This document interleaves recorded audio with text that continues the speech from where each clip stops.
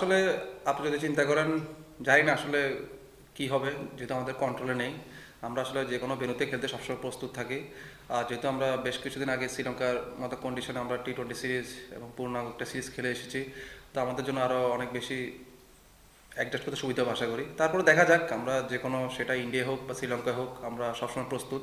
আর বিশ্বকাপের মতো একটা বড় ইভেন্ট, আমরা সব প্লেয়ারের মুখিয়ে আছি খেলার জন্য, হোয়াট এভার এটা যেখানে হোক। আমরা রংপুরের সাথে খেলেছি, খেলা শেষের জন্য আমরা একসাথে ডাইনিংয়ে একসাথে খাচ্ছিলাম। আমি তো ওকে ডাক দিলাম আমার সাথে বসতে। আমরা যতটা চিন্তিত বা হতাশ, ওকে দেখে একদম মনে হলো না, ও আরও মনে হচ্ছে রিল্যাক্স।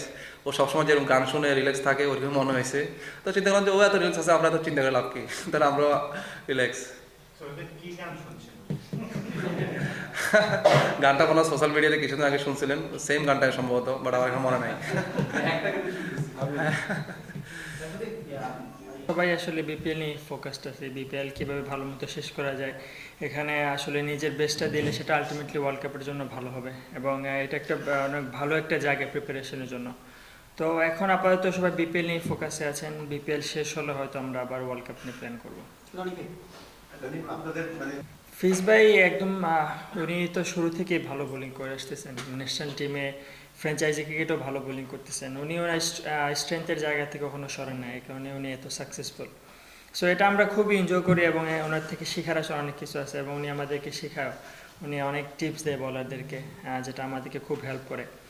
আর বোর্ডের যে বিষয়টা, অবশ্যই বোর্ড তো এই কাজই করবে, প্লেয়ারদেরকে তারা আগলে রাখবে, এটাই বোর্ডের কাজ আসলে।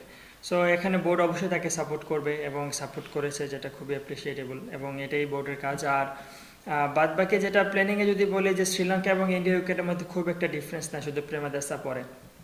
বাদ বাকি শ্রীলঙ্কার যে ভেন্যু আছে ওইগুলো একদম ফ্ল্যাট ট্র্যাক। সো আমি মনে করছি না যে খুব একটা সমস্যা হবে প্ল্যানিংয়ে। হিউম্যান বিং হিসেবে খুবই বিনয়ী একজন মানুষ, আসলে খুবই বিনয়ী, এবং খুব হেল্পফুলও মানুষ। আর উনি মজা করে, সবার সাথে মজা করে, টিমমেট যারা আছে তাদের সাথে ড্রেসিং রুমের ভিতরে মজা করে, মানে মজা করে। উনি খুব ফানি ক্যারেক্টার বলা যায়।